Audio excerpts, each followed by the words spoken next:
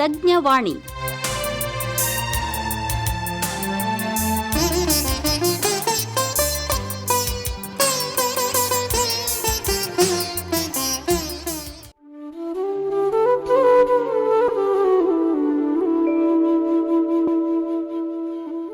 ಈಗ ಕೇಳಿ ಹುದುಗಿಸಿದ ಹಾಲಿನ ಉತ್ಪನ್ನಗಳ ಪ್ರಾಮುಖ್ಯತೆ. ಈ ಕುರಿತು ಬೀದರ್ನ ಕರ್ನಾಟಕ ಪಶುವೈದ್ಯಕೀಯ ಪಶು ಹಾಗೂ ಮೀನುಗಾರಿಕೆ ವಿಜ್ಞಾನಗಳ ವಿಶ್ವವಿದ್ಯಾಲಯದ ಅಡಿಯಲ್ಲಿ ಬರುವ ಕಲಬುರಗಿಯ ಮಹಗಾಂವ್ ಕ್ರಾಸ್ನಲ್ಲಿರುವ ಹೈನು ವಿಜ್ಞಾನ ಮಹಾವಿದ್ಯಾಲಯದಲ್ಲಿ ಸಹಾಯಕ ಪ್ರಾಧ್ಯಾಪಕರಾಗಿ ಕಾರ್ಯನಿರ್ವಹಿಸುತ್ತಿರುವ ಕುಮಾರಿ ಬಸವಭಾರತಿ ಅವರೊಂದಿಗಿನ ಸಂದರ್ಶನ. ಸಂದರ್ಶಕರು ಬಿ ಸಿದ್ದಣ್ಣ. ನಮಸ್ಕಾರ ರೈತ ಬಂಧುವರೇ, ಇವತ್ತಿನ ಕೃಷಿ ರಂಗ ಕಾರ್ಯಕ್ರಮಕ್ಕೆ ನಿಮಗೆಲ್ಲ ಸ್ವಾಗತ. ರೈತ ಬಂಧುವರೇ, ನಾವು ಇವತ್ತು ಹುದುಗಿಸಿದ ಹಾಲಿನ ಉತ್ಪನ್ನಗಳ ಪ್ರಾಮುಖ್ಯತೆ ಅಂದ್ರೆ importance of fermented dairy products, ಅಂದ್ರೆ ಹಾಲನ್ನ ನಾವು ಬೇರೆ ಬೇರೆ ಯಾವ ಉತ್ಪನ್ನಗಳಲ್ಲಿ ಹೇಗೆ ಮಾಡಬಹುದು, ಏನೇನ್ ಮಾಡ್ತಿದೀವಿ, ಅದರ ಬಗ್ಗೆ ನಾವು ಇವತ್ತು ಮಾಹಿತಿಯನ್ನ ಪಡೆಯೋಣ. ಇವತ್ತಿನ ಕಾರ್ಯಕ್ರಮದಲ್ಲಿ ಈ ಕುರಿತಂತೆ ನಿಮಗೆ ಮಾಹಿತಿ ಮಾಡಿಕೊಡ್ಲಿಕ್ಕೆ ಈಗ ನಿಲಯದಲ್ಲಿ ನಮ್ಮ ಜೊತೆಗಿದ್ದಾರೆ ಬೀದರ್ನ ಕರ್ನಾಟಕ ಪಶುವೈದ್ಯಕೀಯ ಪಶು ಹಾಗೂ ಮೀನುಗಾರಿಕೆ ವಿಜ್ಞಾನಗಳ ವಿಶ್ವವಿದ್ಯಾಲಯದ ಅಡಿಯಲ್ಲಿ ಬರುವ ಕಲಬುರಗಿಯ ಮಹಗಾಂವ್ ಕ್ರಾಸ್ನಲ್ಲಿರುವ ಹೈನು ವಿಜ್ಞಾನ ಮಹಾವಿದ್ಯಾಲಯದಲ್ಲಿ ಸಹಾಯಕ ಪ್ರಾಧ್ಯಾಪಕರಾಗಿ ಕಾರ್ಯನಿರ್ವಹಿಸುತ್ತಿರುವ ಕುಮಾರಿ ಬಸವಭಾರತಿ ಅವರೀಗ ನಮ್ಮ ಜೊತೆಗಿದ್ದಾರೆ. ನಮಸ್ಕಾರ ಮೇಡಮ್. ನಮಸ್ತೆ ಸರ್. ಕಾರ್ಯಕ್ರಮಕ್ಕೆ ತಮಗೆ ಸ್ವಾಗತ. ಮೇಡಮ್, ತಾವು ಇವತ್ತು importance of fermented dairy products ಅಂದ್ರೆ ಉದುಗಿಸಿದ ಹಾಲಿನ ಉತ್ಪನ್ನಗಳ ಒಂದು ಪ್ರಾಮುಖ್ಯತೆ, ಇದ್ರ ಬಗ್ಗೆ ನಮ್ಮ ರೈತರಿಗೆ ಮಾಹಿತಿ ಮಾಡ್ಕೊಡ್ಬೇಕು. ಸರ್, ಹಾಲನ್ನ ನಾವು ಕುದಿಸ್ಬಿಟ್ಟು ಆರಿಸ್ಬಿಟ್ಟು ನಂತರ ಅದಕ್ಕೆ ಹಾಲಿಗೆ ಹಾಕ್ತಿವಿ ಮನೇಲಿ. ಸೊ ಅದರಿಂದ ಏನಾಗುತ್ತೆ, ಅದರ ಆಮ್ಲೀಯತೆ ಅಂದ್ರೆ ಎಸಿಡಿಟಿ ಕಡಿಮೆ ಆಗ್ಬಿಟ್ಟು ಕ್ಷಾರನು ಕಡಿಮೆ ಆಗುತ್ತೆ ಸರ್. ಸೊ ಆ ಎಸಿಡಿಟಿಯಿಂದ ಏನಾಗುತ್ತೆ, ಹಾಲು ಹೆಪ್ಪುಗಟ್ಟುತ್ತೆ. ಹಾಲು ಹೆಪ್ಪುಗಟ್ಟಿರ್ತಕ್ಕಂಥ ಉತ್ಪನ್ನಗಳನ್ನ ನಾವು ಹುದುಗಿಸಿದ ಹಾಲಿನ ಉತ್ಪನ್ನ ಅಂತ ಹೇಳ್ತೀವಿ. ಸೊ ಫರ್ಮೆಂಟೆಡ್ ಡೈರಿ ಪ್ರಾಡಕ್ಟ್ಸ್ ಅಂತ ನಾವು ಸಾಮಾನ್ಯವಾಗಿ ಅವನ್ನ ಕರಿತೀವಿ. ಈಗ ಉದಾಹರಣೆ ಏನಾದ್ರೂ ಹೇಳ್ಬೋದು, ಯಾವ್ಯಾವ ಆ ರೀತಿ ಉತ್ಪನ್ನ? ಹಾ ಸರ್, ಸಾಮಾನ್ಯವಾಗಿ ಮನೇಲಿ ಮಾಡ್ತಕ್ಕಂಥ ಮೊಸರು ಮತ್ತೆ ಲಸ್ಸಿ, ಅದಲ್ದೇನೆ ಯೋಗರ್ಟ್ ಅಂತ ಮಾಡ್ತಾರೆ, ಶ್ರೀಖಂಡ್ ಅಂತ ಮಾಡ್ತಾರೆ, ಅಸಿಡೋಫಿಲಸ್ ಮಿಲ್ಕ್ ಅಂತ, ಮತ್ತೆ ಬಲ್ಗೇರಿಯನ್ ಮಜ್ಜಿಗೆ ಅಂತ ಹೇಳ್ತಾರೆ. ಇವು ಕೆಲವೊಂದು ಉದಾಹರಣೆಗಳು ಸರ್. ಇವನ್ ಯಾವ ರೀತಿ ತಯಾರು ಮಾಡೋದು ಅಂದ್ರೆ ಹೇಗೆ ಮಾಡ್ತಾರೆ ಅನ್ನೋದು? ಹಾಲು ಕಾಸಿ ಹಾಕ್ತಾರೆ, ಅದು ಮೊಸರಾಗುತ್ತೆ.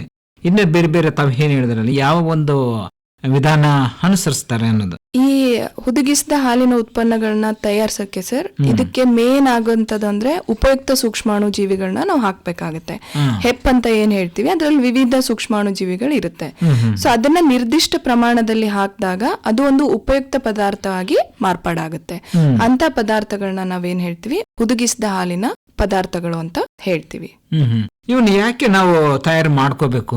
ಈಗ ಏನಾಗುತ್ತೆ ಸರ್, ಮನೇಲಿ ಹಾಲು ಕಾಯಿಸಿರ್ತಾರೆ, ಟೀ ಕಾಫಿ ಎಲ್ಲ ಕುಡಿತಾರೆ, ಅದಾದ್ಮೇಲೆ ಇನ್ನೂ ಸ್ವಲ್ಪ ಹಾಲು ಉಳ್ದಿರುತ್ತೆ. ಸೊ ಅದು ಮತ್ತೆ ಮುಂದೆ ಉಪಯೋಗಕ್ಕೆ ಬರ್ಬೇಕು ಅಂತ ಅದನ್ನ ಸಂರಕ್ಷಣೆ ಮಾಡ್ಬೇಕಾಗುತ್ತೆ, ಹಾಳಾಗದೆ ಇರೋ ತರ. ಸೊ ಸಂರಕ್ಷಣೆ ಮಾಡೋದಕ್ಕೋಸ್ಕರ ಏನ್ ಮಾಡ್ತಾರೆ, ವಿವಿಧ ಪದಾರ್ಥಗಳಲ್ಲಿ ಹುದುಗಿಸಿದ ಹಾಲನ್ನ ಮತ್ತೆ ಅವರು ಮಾಡಕ್ಕೆ ಹೋಗ್ತಾರೆ. ನಾವೇನು ಈ ಕೃಷಿಯಲ್ಲಿ ಹೇಳ್ತೀವಲ್ಲ, ಮೌಲ್ಯವರ್ಧನೆ ಮಾಡಬೇಕು ಅಂತ ಹೇಳಿ, ಆ ರೀತಿಯಲ್ಲಿ ಹಾಲಿಂದ ಬೇರೆ ಬೇರೆ ಉತ್ಪನ್ನಗಳನ್ನ ತಯಾರಿಸಿ ಅದನ್ನ ಬಳಸಬಹುದು. ಈಗ ಈ ಒಂದು ಪ್ರಮಾಣ ನಮ್ಮ ದೇಶದಲ್ಲ ಎಷ್ಟಿದೆ ಅನ್ನೋದ್ರ ಬಗ್ಗೆ ಹೇಳ್ತೀರಾ? ಭಾರತ ದೇಶ ಏನಾಗಿದೆ ಸರ್, ಪ್ರಪಂಚದಲ್ಲೇ ಹಾಲಿನ ಉತ್ಪಾದನೆಯಲ್ಲಿ ಮೊದಲನೇ ಸ್ಥಾನದಲ್ಲಿದೆ. ನೀವು 2023-24 ವರದಿ ತಗೊಂಡ್ರೆ ಇದು 239.3 ಮಿಲಿಯನ್ ಟನ್ ಅಷ್ಟು ಹಾಲನ್ನ ಉತ್ಪಾದನೆ ಮಾಡಿದೆ. ಸೊ ಇಡೀ ಪ್ರಪಂಚದಲ್ಲೇ ಮೊದಲನೇ ಸ್ಥಾನದಲ್ಲಿದೆ ಅಂದ್ರೆ ಹಾಲು ಜಾಸ್ತಿನೇ ಇರುತ್ತೆ. ಸೊ ನಾವೇನ್ ಅರ್ಥ ಮಾಡ್ಕೊಂಡಿರ್ತೀವಿ, ಜಾಸ್ತಿ ಹಾಲನ್ನ ಟೀ ಕಾಫಿ ಕುಡಿಯೋದಕ್ಕೆ ಉಪಯೋಗ ಮಾಡ್ತಾರೆ. ಸೊ ಸ್ಟ್ಯಾಟಿಸ್ಟಿಕ್ಸ್ ಅನ್ನ ತಗೊಂಡಾಗ 50% ಹೆಚ್ಚು ಹಾಲನ್ನ ಈ ದ್ರವ ರೂಪದಲ್ಲಿ ಸೇವನೆ ಮಾಡ್ತಾರೆ. ಇನ್ನು ಉಳಿದಿರ್ತಕ್ಕಂಥ ಹೆಚ್ಚುವರಿ ಹಾಲಿನಲ್ಲಿ ಬೆಣ್ಣೆ, ತುಪ್ಪ, ಐಸ್ ಕ್ರೀಮ್, ಪೇಡ, ಪನೀರ್ ಮುಂತಾದ ಪದಾರ್ಥಗಳನ್ನ ಮೌಲ್ಯವರ್ಧನೆ ಮಾಡ್ತಾರೆ. ಇದು 40-45% ಆಗುತ್ತೆ. ಇದ್ರಲ್ಲೇನೆ 7% ಹಾಲನ್ನ ಏನ್ ಮಾಡ್ತಾರೆ, ಮೊಸರು, ಮಜ್ಜಿಗೆ, ಲಸ್ಸಿ ಅಂತ ಹುದುಗಿಸಿದ ಹಾಲಿನ ಪದಾರ್ಥಗಳ ತಯಾರಿಕೆಗೆ ಉಪಯೋಗ ಮಾಡ್ತಾರೆ. ತಾವೇನು ಹೇಳ್ತಾರಲ್ಲ, ಹುದುಗಿಸಿದ ಹಾಲಿನ ಉತ್ಪನ್ನಗಳ ಒಂದು ಹೆಪ್ಪು ಹಾಕ್ಲಿಕ್ಕೆ ಇಷ್ಟೇ ಒಂದು ಕ್ವಾಂಟಿಟಿ ಹಾಕಿದ್ರೆ ಅದು ಕನ್ವರ್ಟ್ ಆಗುತ್ತೆ, ಅದ್ರ ಬಗ್ಗೆ ಹೇಳಿ ಮೇಡಮ್. ಕೆಲವರು ಜಾಸ್ತಿ ಹಾಕಿದ್ರೆ ಅದು ಹುಳಿ ಜಾಸ್ತಿ ಆಗುತ್ತೆ ಅಂತಾರೆ, ಕಡಿಮೆ ಹಾಕಿದ್ರೆ ಎಪ್ಪಗಟ್ಟಲ್ಲ ಅಂತಾರೆ. ಯಾವ ಪ್ರಮಾಣದಲ್ಲಿ ಅದನ್ನ ಬಳಸಬೇಕಾಗುತ್ತೆ? ಇದು ಕೆಲವೊಂದು ಪ್ರಾಡಕ್ಟ್ಗೆ ಸೀಮಿತ ಆಗಿರುತ್ತೆ ಸರ್. ಕೆಲವೊಂದ್ರಲ್ಲಿ 1% ಉಪಯೋಗ ಮಾಡ್ತಾರೆ, ಕೆಲವೊಂದ್ರಲ್ಲಿ 2%, ಇನ್ನು ಕೆಲವೊಂದ್ರಲ್ಲಿ 5%, ಇನ್ನು ಕೆಲವೊಂದು ಪ್ರಾಡಕ್ಟ್ ಅಲ್ಲಿ ಏನ್ ಮಾಡ್ತಾರೆ 10% ಹೆಪ್ಪನ್ನ ಉಪಯೋಗಿಸ್ತಾರೆ. ಸೊ ಯಾವ ಪ್ರಾಡಕ್ಟ್ ಮಾಡ್ತೀರಾ ಅದ್ರ ಮೇಲೆ 1-10% ನೀವು ಹೆಪ್ಪನ್ನ ಉಪಯೋಗಿಸಬಹುದು. ಅದಕ್ಕೇನಾದ್ರ ಇಂಥದ್ದೇ ಕಾರಣ ಅಂತ ಹೌದು ಸರ್. ಇದಕ್ಕೆ ಕಾರಣ ಏನು ಅಂತಂದ್ರೆ ಸೂಕ್ಷ್ಮಾಣು ಜೀವಿಗಳ ಬೆಳವಣಿಗೆಗೆ ಬೇಕಾಗಿರ್ತಕ್ಕಂಥ ಜನರೇಷನ್ ಟೈಮ್, ಅಂದ್ರೆ ಅದು ಎಷ್ಟು ಟೈಮ್ ಅಲ್ಲಿ ಬೆಳೆಯುತ್ತೆ. ಕೆಲವೊಂದು ಸೂಕ್ಷ್ಮಾಣು ಜೀವಿಗಳು ಏನಾಗುತ್ತೆ 20 ನಿಮಿಷದಲ್ಲಿ ಬೆಳೆದ್ ಬಿಡುತ್ತೆ, ಇನ್ನು ಕೆಲವೊಂದು ಏನಾಗುತ್ತೆ 1-2 ಗಂಟೆ ತಗೊಳುತ್ತೆ. ಸೊ ಇದಕ್ಕೆ ಹಾಲಿನಲ್ಲಿ ಇರ್ತಕ್ಕಂಥ ಪೌಷ್ಟಿಕಾಂಶಗಳಾಗಿರ್ಬೋದು, ಅಥವಾ ಅದರಲ್ಲಿ ಇರ್ತಕ್ಕಂಥ ನೀರಿನ ಅಂಶ ಆಗಿರ್ಬೋದು, ಅಥವಾ ಹಾಲಿನ ಆಂತರಿಕ ವಾತಾವರಣನು ಅಥವಾ ಅದರ ಸ್ಥಿತಿ ಏನಾಗಿರುತ್ತೆ ಪ್ರಮುಖ ಪಾತ್ರನ ವಹಿಸುತ್ತೆ. ಇದೆಲ್ಲ ಕಾರಣಗಳಿಂದ ಏನ್ ಮಾಡುತ್ತೆ 1-10% ನೀವು ಹೆಪ್ಪನ್ನ ಉಪಯೋಗ ಮಾಡ್ಬೇಕಾಗತ್ತೆ. ಆಂತರಿಕ ಕಾರಣ ಅಂತಂತೀರಿ, ಏನಾಗುತ್ತೆ ಅಲ್ಲಿ ಅನ್ನೋದು? ಸೊ ಇದು ಹೆಚ್ಚಿನ ಪ್ರಮಾಣ ಅಥವಾ ಕಡಿಮೆ ಪ್ರಮಾಣ ಅನ್ನೋ ವ್ಯತ್ಯಾಸ ಆಮ್ಲೀಯತೆಗೆ ರಿಲೇಟ್ ಮಾಡ್ಬೇಕಾಗುತ್ತೆ ಸರ್. ಸೊ ಉದಾಹರಣೆಗೆ ಮೊಸರನ್ನ ತಗೊಂಡ್ರೆ, ಮೊಸರಿನಲ್ಲಿ ಆಮ್ಲೀಯತೆ ಯಾವ ತರ ಎಫೆಕ್ಟ್ ಆಗುತ್ತೆ ಅಂದ್ರೆ, ಸಿಹಿ ಮೊಸರು ಮತ್ತೆ ಹುಳಿ ಮೊಸರು ಅಂತ ನಾವು ವಿಂಗಡಣೆ ಮಾಡ್ತೀವಿ. ಸಿಹಿ ಮೊಸರು ಅಂದ್ರೆ ಆಮ್ಲೀಯತೆ 0.6-0.8% ಇರುತ್ತೆ. ಸಿಹಿ ಮೊಸರು ಅಂದ್ರೆ ಯಾಕಂತ ಕರಿತೀವಿ? ಸಿಹಿ ಅಂದ್ರೆ ಆಮ್ಲೀಯತೆಗೆ ಸರ್. ಆಮ್ಲೀಯತೆ ಜಾಸ್ತಿ ಆಯ್ತು ಅಂದ್ರೆ ಹುಳಿ ಆಗುತ್ತೆ, ಯಾರು ತಿನ್ನಲ್ಲ. ಇನ್ನೊಂದು ನಾವು ಹೇಳ್ತಿರ್ತೀವಿ, ಸ್ವಲ್ಪ ಮೊಸರು ಎಪ್ಪ ಹಾಕಿದ್ದು ಇಂತಿಷ್ಟು ಗಂಟೆಗಳು ಚೆನ್ನಾಗಿರುತ್ತೆ, ಸ್ವಲ್ಪ ಅವಧಿ ಜಾಸ್ತಿ ಆದ್ರೆ ಅದು ಹುಳಿ ಆಗುತ್ತೆ. ಅದೇ ಸರ್, ಅದು ನೀವು ಹೆಪ್ಪನ್ನ ಎಷ್ಟು ಹಾಕ್ತೀರಾ ಅದ್ರ ಮೇಲೂ ಡಿಪೆಂಡ್ ಆಗುತ್ತೆ. ಆಮೇಲೆ ನೀವ್ ಎಷ್ಟೊತ್ತು ಇಡ್ತೀರಾ ಅದ್ರ ಮೇಲೂ ಆಗುತ್ತೆ. ಸೊ ಸಾಮಾನ್ಯವಾಗಿ ನಾವು ಪ್ರಾಡಕ್ಟ್ ಮೇಲೆ ಹೇಳ್ತೀವಿ. ಸೊ ಉತ್ಪನ್ನ ಸಿಹಿಯಾಗಿ ಬಂದಿದೆ ಅಂದ್ರೆ ಆಮ್ಲೀಯತೆ ಕರೆಕ್ಟ್ ಆಗಿದೆ ಅಂತ. 0.6-0.8%. ಕೆಲವೊಂದ್ಸಲ ಹೆಪ್ಪ ಹಾಕಿರ್ತಾರೆ, ತೆಗಿಯೋದ್ ಮರ್ತು ಹೋಗ್ತಾರೆ, ಫ್ರಿಜ್ ಅಲ್ಲಿ ಇಡ್ಲಿಲ್ಲ ಅಂದ್ರೆ ಹುಳಿ ಜಾಸ್ತಿ ಆಗುತ್ತೆ, ಅದನ್ನ ಹುಳಿಯಾದ ಮೊಸರು ಅಂತ ಹೇಳ್ತಾರೆ. ಅದ್ರಲ್ಲಿ ಆಮ್ಲೀಯತೆ ಚೆಕ್ ಮಾಡಿದಾಗ ಏನಿರುತ್ತೆ 0.8-1.2% ಅಷ್ಟು ಜಾಸ್ತಿ ಆಗಿರುತ್ತೆ. ಅಂತ ಹುಳಿಯಾದ ಮೊಸರನ್ನ ಏನ್ ಮಾಡ್ತಾರೆ ಸಾಮಾನ್ಯವಾಗಿ ಜನರು ತಿನ್ನಕ್ ಇಷ್ಟಪಡಲ್ಲ. ಸೊ ಆ ಆಮ್ಲೀಯತೆಗೆ ರಿಲೇಟ್ ಮಾಡ್ಬಿಟ್ಟು ಏನ್ ಹೇಳ್ತಾರೆ ಸಿಹಿ ಮೊಸರು ಅಥವಾ ಹುಳಿ ಮೊಸರು ಅಂತ ವಿಂಗಡಣೆ ಮಾಡ್ತಾರೆ. ಈಗ ಯಾವ್ಯಾವ ಉತ್ಪನ್ನಗಳಿಗೆ ಎಷ್ಟೆಷ್ಟು ಎಪ್ಪನ್ನು ಉಪಯೋಗಿಸಬೇಕು, ಅದರಿಂದ ಏನು ಬದಲಾವಣೆಗಳು ಆಗ್ತವೆ ಅದ್ರ ಬಗ್ಗೆ ಹೇಳಿ. ಸಾಮಾನ್ಯವಾಗಿ ಮೊಸರು ತಂದು ಹಾಕ್ಬಿಡ್ತೀವಿ, ಅದ್ರಲ್ಲಿ ಏನ್ ಅಂಶ ಇರುತ್ತೆ ಅದಕ್ಕೆ ಕಾರಣವಾಗಂತದ್ದು ಅದ್ರ ಬಗ್ಗೆ ಹೇಳಿ. ಸರ್, ಇವಾಗ ಸಾಮಾನ್ಯವಾಗಿ ಮೊಸರು ಅಂದ್ರೆ ಹೆಪ್ ತಗೊಂಡ್ಬರ್ತಾರೆ, ಹಾಕ್ತಾರೆ. ಸೊ ಅದ್ರಲ್ಲಿ ಏನಿದೆ ಅಂತ ಗೊತ್ತಾಗಿರೋದಿಲ್ಲ. ಸೊ ಅದ್ರಲ್ಲಿ ಸೂಕ್ಷ್ಮಾಣು ಜೀವಿಗಳು ಇರುತ್ತೆ. ಆ ಸೂಕ್ಷ್ಮಾಣು ಜೀವಿಗಳು ಬೇರೆ ಬೇರೆ ಹುದುಗಿಸಿದ ಹಾಲಿನ ಉತ್ಪನ್ನಗಳಿಗೆ ಬೇರೆ ಬೇರೆ ಇರುತ್ತೆ. ಮೊಸರನ್ನ ತಗೊಂಡಾಗ ಅದ್ರಲ್ಲಿ ಲ್ಯಾಕ್ಟೋಕೋಕಸ್ ಲ್ಯಾಕ್ಟಿಸ್, ಲ್ಯಾಕ್ಟೋಕೋಕಸ್ ಕ್ರಿಮೋರಿಸ್, ಲ್ಯಾಕ್ಟೋಕೋಕಸ್ ಡಯಾಸಿಟಿಲ್ಯಾಕ್ಟಿಸ್ ಮತ್ತು ಈಸ್ಟ್ ಅನ್ನ ಹೊಂದಿರತಕ್ಕಂತ ಹೆಪ್ಪನ್ನ ಹಾಕ್ಬೇಕಾಗುತ್ತೆ. ಸೊ ಈ ಸೂಕ್ಷ್ಮಾಣು ಜೀವಿಗಳನ್ನ ನೀವು ಪ್ರಯೋಗಾಲಯದಲ್ಲಿ ಚೆಕ್ ಮಾಡ್ಬೇಕಾಗುತ್ತೆ. ಮೈಕ್ರೋಸ್ಕೋಪ್ ಅನ್ನ ಯೂಸ್ ಮಾಡಿ ಸೂಕ್ಷ್ಮ ದರ್ಶಕ ಯಂತ್ರದ ಮೂಲಕ ನೋಡಿದಾಗ ಮಾತ್ರ ಗೊತ್ತಾಗುತ್ತೆ. ನೀವು ಹೊರಗಡೆ ನೋಡಿದಾಗ ಬರೀ ಹೆಪ್ಪಂತ ಕಾಣಿಸುತ್ತೆ. ಅದೇ ರೀತಿ ಇನ್ನೊಂದು ಪದಾರ್ಥ ಉದಾಹರಣೆ ಹೇಳ್ಬೇಕು ಅಂತಂದ್ರೆ ಯೋಗರ್ಟ್ ಅಂತ ಉಪಯೋಗಿಸ್ತಾರೆ. ಯೋಗರ್ಟ್ ಅಲ್ಲಿ 2 ತರದ ಸೂಕ್ಷ್ಮಾಣು ಜೀವಿಗಳನ್ನ ಉಪಯೋಗಿಸ್ತಾರೆ, ಸ್ಟೆಪ್ಟೋಕಾಕಸ್ ಥರ್ಮೋಫಿಲಸ್ ಮತ್ತೆ ಲ್ಯಾಕ್ಟೋಬೆಸಿಲಸ್ ಬಲ್ಗ್ಯಾರಿಕಸ್ ಅಂತ. ಅದೇ ಮೊಸರಲ್ಲಿ ನೋಡಿದ್ರೆ ಜಾಸ್ತಿ ಇದೆ ಸೂಕ್ಷ್ಮಾಣು ಜೀವಿಗಳು. ಇನ್ನೊಂದು ಬರುತ್ತೆ ಬಲ್ಗೇರಿಯನ್ ಮಜ್ಜಿಗೆ ಅಂತ, ಅದರಲ್ಲಿ ಲ್ಯಾಕ್ಟೋಬೆಸಿಲಸ್ ಬಲ್ಗ್ಯಾರಿಕಸ್ ಅನ್ನುವಂತ ಸೂಕ್ಷ್ಮಾಣು ಜೀವಿ ಮಾತ್ರ ಉಪಯೋಗಿಸ್ತಾರೆ. ಇನ್ನೊಂದು ಉದಾಹರಣೆ ತಗೊಂಡ್ರೆ ಅಸಿಡೋಫಿಲಸ್ ಮಿಲ್ಕ್ ಅಂತ, ಅದರಲ್ಲಿ ಲ್ಯಾಕ್ಟೋಬೆಸಿಲಸ್ ಅಸಿಡೋಫಿಲಸ್ ಅನ್ನೋ ಸೂಕ್ಷ್ಮಾಣು ಜೀವಿ ಇರ್ತಕ್ಕಂಥ ಹೆಪ್ಪನ್ನ ಹಾಕ್ತಾರೆ. ಇನ್ನೊಂದು ಯಾಕಲ್ಟ್ ಅಂತ ಬರುತ್ತೆ, ಅದರಲ್ಲಿ ಲ್ಯಾಕ್ಟೋಬೆಸಿಲಸ್ KCI ಸಬ್ ಸ್ಪೀಶೀಸ್ ಅಂದ್ರೆ ಅದ್ರಲ್ಲಿ ಮತ್ತೆ ಶಿರೋಟಾ ಅನ್ನೋ ಸಬ್ ಸ್ಪೀಶೀಸ್ ಬರುತ್ತೆ. ಸೊ ಇದು ನೀವು ಲ್ಯಾಬ್ ಅಲ್ಲಿ ನೋಡಿದಾಗ ಮಾತ್ರ ಈ ಡಿಫ್ರೆನ್ಸಸ್ ಗೊತ್ತಾಗುತ್ತೆ ನಿಮ್ಗೆ, ಇಷ್ಟೊಂದು ವಿಧದ ಸೂಕ್ಷ್ಮಾಣು ಜೀವಿಗಳಿದೆ ಅಂತ. ಸಾಮಾನ್ಯವಾಗಿ ನೋಡಿದಾಗ ಬರೀ ಮೊಸರು ಹೆಪ್ಪು ಅಷ್ಟು ಮಾತ್ರ ಕರೀತಾರೆ. ಉದ್ದಿಸಿದ ಹಾಲಿನ ಉತ್ಪನ್ನಗಳನ್ನ ಬಳಸೋದ್ರಿಂದ ಯಾವ ರೀತಿ ಅನುಕೂಲ ಆಗುತ್ತೆ ಅಂತ ಹೇಳ್ತೀರಾ? ಆರೋಗ್ಯಕ್ಕೆ ರಿಲೇಟ್ ಮಾಡ್ಕೊಂಡು ಉಪಯೋಗಗಳನ್ನ ಹೇಳಕ್ಕೆ ಇಷ್ಟಪಡ್ತೀನಿ ನಾನು. ಮಾನವರು ಹುದುಗಿಸಿದ ಹಾಲಿನ ಉತ್ಪನ್ನಗಳನ್ನ ಸೇವನೆ ಮಾಡೋದ್ರಿಂದ ಜೀರ್ಣಕ್ರಿಯೆ ಹೆಚ್ಚಾಗುತ್ತೆ. ಸೊ ಬೇಗ ಜೀರ್ಣ ಆದ್ರೆ ಏನಾಗುತ್ತೆ, ಹಸಿವು ಜಾಸ್ತಿ ಆಗುತ್ತೆ. ಕೆಲವೊಂದು ತಾಯಂದ್ರು ಕಂಪ್ಲೇಂಟ್ ಮಾಡ್ತಿರ್ತಾರೆ ಮಕ್ಕಳು ತಿನ್ನೋದಿಲ್ಲ ಅಂತ. ಸೊ ಅಂತ ತಾಯಂದಿರು ಮಕ್ಕಳಿಗೆ ಫರ್ಮೆಂಟೆಡ್ ಪ್ರಾಡಕ್ಟ್ ನ ಕೊಟ್ಟಾಗ, ಹುದುಗಿಸಿದ ಉತ್ಪನ್ನ ಕೊಟ್ಟಾಗ ಈಸಿಯಾಗಿ ಪಚನೆನೂ ಆಗುತ್ತೆ. ಆಮೇಲೆ ಮಕ್ಕಳು ಊಟ ಮಾಡಕ್ಕೂ ಇಷ್ಟಪಡ್ತಾರೆ, ವೆರೈಟಿನೂ ಆಗುತ್ತೆ ಅವ್ರಿಗೆ. ದಿನ ಬರೀ ಅನ್ನ ತುಪ್ಪ ತಿನ್ಸೋ ಬದಲು ಮೊಸರನ್ನ ತಿನ್ಸಿದ್ರೆ ಅದು ಒಂಥರ ಅವ್ರಿಗೆ ವ್ಯಾಲ್ಯೂ ಎಡಿಷನ್ ಆಗುತ್ತೆ, ಹೆಲ್ತ್ ಚೆನ್ನಾಗಾಗುತ್ತೆ. ಅದಲ್ದೇನೆ ಈ ಉತ್ಪನ್ನಗಳನ್ನ ತಿನ್ನೋದ್ರಿಂದ ಏನಾಗುತ್ತೆ, ಲ್ಯಾಕ್ಟಿಕ್ ಆಮ್ಲ ಅಂತ ರಿಲೀಸ್ ಮಾಡುತ್ತೆ ಸೂಕ್ಷ್ಮಾಣು ಜೀವಿಗಳು. ಅದು ಬಿಡುಗಡೆ ಮಾಡಿರ್ತಕ್ಕಂಥ ಲ್ಯಾಕ್ಟಿಕ್ ಆಮ್ಲ ಏನಾಗುತ್ತೆ, ಕರಳಿನಲ್ಲಿರ್ತಕ್ಕಂಥ pH ನ ಕಡಿಮೆ ಮಾಡುತ್ತೆ. ಅದರಿಂದ ಏನಾಗುತ್ತೆ, ಒಂದು ಎಸಿಡಿಕ್ ಎನ್ವೈರನ್ಮೆಂಟ್ ಕ್ರಿಯೇಟ್ ಆಗುತ್ತೆ ಹೊಟ್ಟೆಯಲ್ಲಿ. ಅದರಿಂದ ಏನಾಗುತ್ತೆ, ಕರುಳಿನಿಂದ ಹಾನಿಕಾರಕ ಬ್ಯಾಕ್ಟೀರಿಯಾಗಳು ಏನಾಗುತ್ತೆ ಹೊರ ಹೋಗ್ತವೆ. ಸೊ ಲ್ಯಾಕ್ಟೋಸ್ ಅಥವಾ ಏನೇ ಪೋಷಕಾಂಶಗಳು ನಮ್ಮ ಹೊಟ್ಟೆಲಿರುತ್ತೆ ಅದು ಉತ್ತಮ ರೀತಿಯಲ್ಲಿ ಜೀರ್ಣಾಂಗ ವ್ಯೂಹದ ಮೇಲೆ ಪರಿಣಾಮನ ಬೀರಕ್ಕೆ ಶುರು ಮಾಡುತ್ತೆ. ಇದರಿಂದ ಏನಾಗುತ್ತೆ, ಯಾರು ಹುದುಗಿಸಿದ ಉತ್ಪನ್ನಗಳನ್ನ ತಿಂತಾರೆ ಅವರ ಜೀವಿತಾವಧಿ ಹೆಚ್ಚಾಗುತ್ತೆ. ಅಂದ್ರೆ ಸಾಮಾನ್ಯವಾಗಿರೋಕ್ಕಿಂತ ಒಂದ್ ಸ್ವಲ್ಪ ದಿನ ಜಾಸ್ತಿ ಆಗುತ್ತೆ ಅಂತ ಹೇಳ್ತಾರೆ. ಅದು ಹೀಗಂತ ಹೇಳ್ತೀರಾ? ಇವಾಗ ಮೊಸರು ಫಾರ್ಮ್ ಆಗುತ್ತೆ ಅಂತ ಹೇಳ್ದೆ, ಹೊಟ್ಟೆಲಿ ಒಳ್ಳೆ ಪರಿಣಾಮ ಬೀರುತ್ತೆ ಅಂತ ಹೇಳ್ತೆ. ಒಳ್ಳೆ ಪರಿಣಾಮ ಯಾವ ತರ ಬೀರುತ್ತೆ ಅಂದ್ರೆ ಹೊಟ್ಟೆಲಿರ್ತಕ್ಕಂಥ ಹಾನಿಕಾರಕ ಸೂಕ್ಷ್ಮಾಣು ಜೀವಿಗಳನ್ನ ಈ ಹೆಪ್ಪಲಿರ್ತಕ್ಕಂಥ ಸೂಕ್ಷ್ಮಾಣು ಜೀವಿಗಳು ಹೊರ ಹಾಕುತ್ತೆ, ಅವರ ಬೆಳವಣಿಗೆಯನ್ನ ಕುಂಠಿತ ಮಾಡುತ್ತೆ. ಅದರಿಂದ ಪೋಷಕಾಂಶಗಳು ಏನಾಗುತ್ತೆ, ಮಾನವನ ಜೀರ್ಣಾಂಗ ವ್ಯೂಹ ಅಲ್ದೇನೆ ಅವರ ದೇಹಕ್ಕೆ ಜಾಸ್ತಿಯಾಗಿ ಲಭ್ಯ ಆಗುತ್ತೆ. ಸೊ ಪೋಷಕಾಂಶಗಳು ಜಾಸ್ತಿಯಾಗಿ ಲಭ್ಯ ಆಗಿ ಆಮೇಲೆ ಈಸಿ ಫಾರ್ಮ್ ಅಲ್ಲಿ ಡೈಜೆಷನ್ ಆಗಿಲ್ಲ ಅಂದ್ರೆ ಹೊಟ್ಟೆ ನೋವಾಗುತ್ತೆ, ಕಿಬ್ಬೊಟ್ಟೆ ಅಂತ ಬರುತ್ತೆ. ಸೊ ಇದರಿಂದ ಏನಾಗುತ್ತೆ, ಅವರ ಆರೋಗ್ಯ ಮೇಲೆ ದುಷ್ಪರಿಣಾಮ ಬೀಳುವಂತ ಸಾಧ್ಯತೆ ಇರುತ್ತೆ. ಅದೇ ಸೂಕ್ಷ್ಮಾಣು ಜೀವಿಗಳು ಆ ಪೋಷಕಾಂಶಗಳನ್ನ ಒಳ್ಳೆ ರೀತಿಯಲ್ಲಿ ಲಭ್ಯ ಮಾಡಿರೋದ್ರಿಂದ ಆಯುಷ್ ಜಾಸ್ತಿ ಆಗುತ್ತೆ, ಅಂದ್ರೆ ಇರೋಷ್ಟು ದಿನ ಚೆನ್ನಾಗಿರ್ತಾರೆ ಅಥವಾ ಆಯುಷನ್ನು ವೃದ್ಧಿ ಆಗುತ್ತೆ ಅಂತ ಹೇಳ್ತಾರೆ. ಅದಲ್ದೇನೆ ಇದ್ರ ಜೊತೆ ಏನ್ ಮಾಡುತ್ತೇವು, ಜೀವಸತ್ವಗಳು ಮತ್ತು ಕಿಣ್ವ ಅಂದ್ರೆ ಎನ್ಸೈಮ್ಸ್ ಅಂತ ಹೇಳ್ತಾರೆ. ಹೊಟ್ಟೆಲಿರ್ತಕ್ಕಂಥ ಆಹಾರನ ಪಚನೆ ಮಾಡಕ್ಕೆ ಏನ್ ಕಿಣ್ವಗಳು ಬೇಕು ಅದನ್ನ ಈ ಸೂಕ್ಷ್ಮಾಣು ಜೀವಿಗಳು ಬಿಡುಗಡೆ ಮಾಡುತ್ತೆ. ಅಂದ್ರೆ ಜೀರ್ಣಕ್ಕೆ ಬೇಕಾಗಿರ್ತಕ್ಕಂಥ ಸಮಯ ಕಡಿಮೆ ಮಾಡುತ್ತೆ, ಅದರಿಂದ ಬೇಗ ಹಶ್ವಾಗುತ್ತೆ. ಡೈಜೆಷನ್ ಆಗಿಲ್ಲ ಅಂತಂದ್ರೆ ಲೇಟ್ ಆಗುತ್ತೆ, ಹಶ್ವಿಲ್ಲ ಅಂತ ಊಟನ ಮುಂದಕ್ಕೆ ಹಾಕ್ತಾ ಹೋಗ್ತಾರೆ.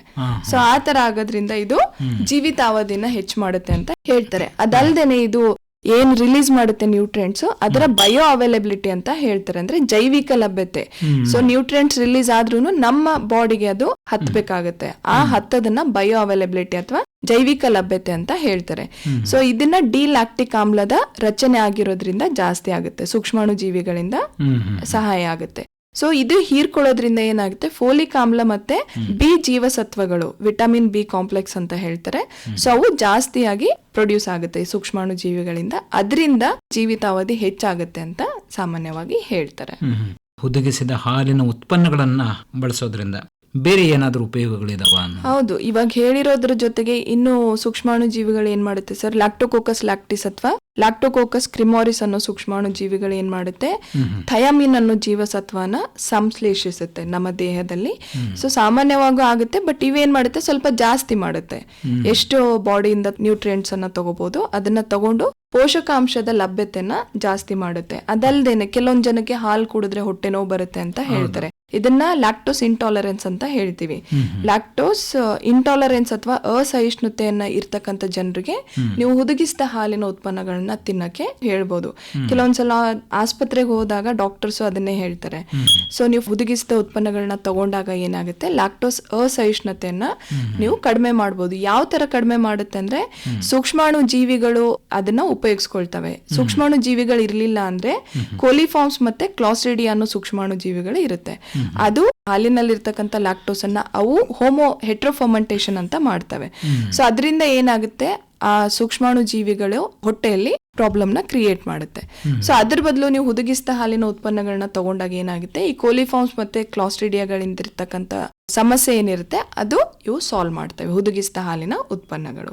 ಸೊ ನೀವು ಸಾಮಾನ್ಯವಾಗಿ ಇಷ್ಟೆಲ್ಲ ನೋಡಿದ್ಮೇಲೆ ಒಂದು ಸಮ್ಮರಿಯಾಗಿ ಅಥವಾ ಸಾರಾಂಶವಾಗಿ ಹೇಳ್ಬೇಕು ಅಂತಂದ್ರೆ, ಭಾರತ ಪ್ರಪಂಚದಲ್ಲೇ ಹಾಲಿನ ಉತ್ಪಾದನೆಯಲ್ಲಿ ಮೊದಲನೇ ಸ್ಥಾನದಲ್ಲಿ ಇದೆ.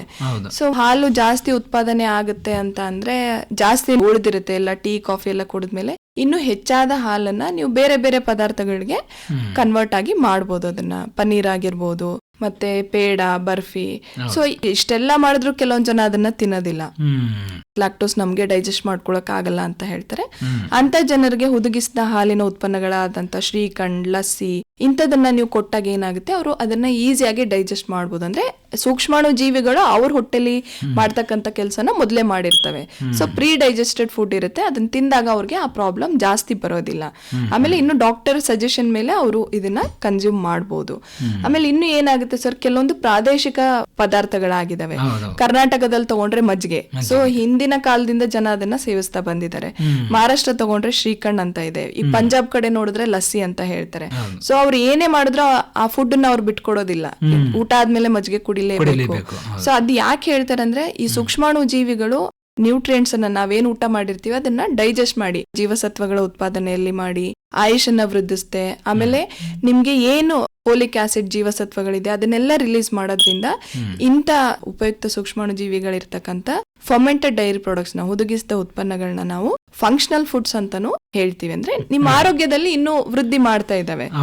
ಸೊ ಇದರಿಂದ ಏನಾಗುತ್ತೆ, ಆರೋಗ್ಯ ವೃದ್ಧಿ ಆಗದಲ್ದೇನೆ ರೈತರು ಬರೀ ಹಾಲನ್ನ ಮಾರೋ ಬದಲು ಹುದುಗಿಸಿದ ಉತ್ಪನ್ನಗಳ ರೂಪದಲ್ಲಿ ಮಾರಿದ್ರೆ ಅವರ ಆರ್ಥಿಕ ಲಾಭನು ಸ್ವಲ್ಪ ವೃದ್ಧಿ ಆಗ್ಬೋದು, ಒಂದು ಪ್ರಯತ್ನನ ಅವರು ಮಾಡ್ಬೋದು ಅಂತ ನನ್ನ ಅನಿಸಿಕೆ ಸರ್.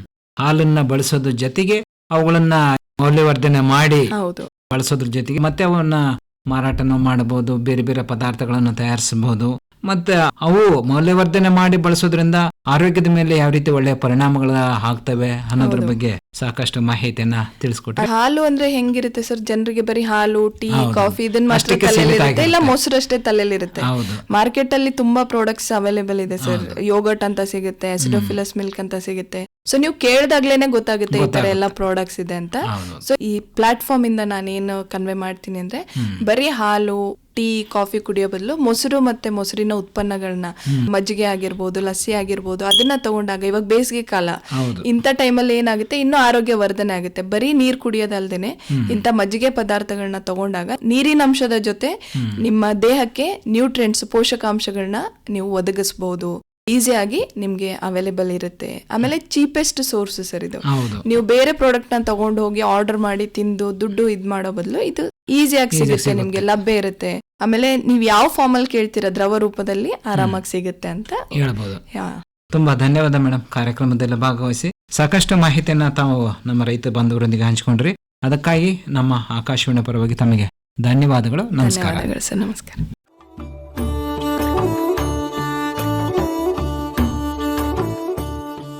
ಈ ತನಕ ಹುದುಗಿಸಿದ ಹಾಲಿನ ಉತ್ಪನ್ನಗಳ ಪ್ರಾಮುಖ್ಯತೆ ಈ ಕುರಿತು ಬೀದರ್ನ ಕರ್ನಾಟಕ ಪಶುವೈದ್ಯಕೀಯ ಪಶು ಹಾಗೂ ಮೀನುಗಾರಿಕೆ ವಿಜ್ಞಾನಗಳ ವಿಶ್ವವಿದ್ಯಾಲಯದ ಅಡಿಯಲ್ಲಿ ಬರುವ ಕಲಬುರಗಿಯ ಮಹಾಗಾಂವ್ ಕ್ರಾಸ್ನಲ್ಲಿರುವ ಹೈನು ವಿಜ್ಞಾನ ಮಹಾವಿದ್ಯಾಲಯದಲ್ಲಿ ಸಹಾಯಕ ಪ್ರಾಧ್ಯಾಪಕರಾಗಿ ಕಾರ್ಯನಿರ್ವಹಿಸುತ್ತಿರುವ ಕುಮಾರಿ ಬಸವಭಾರತಿ ಅವರೊಡನೆ ನಡೆಸಿದ ಸಂದರ್ಶನ ಕೇಳಿದಿರಿ. ಇವರನ್ನ ಸಂದರ್ಶಿಸಿದವರು ಬಿ ಸಿದ್ದಣ್ಣ.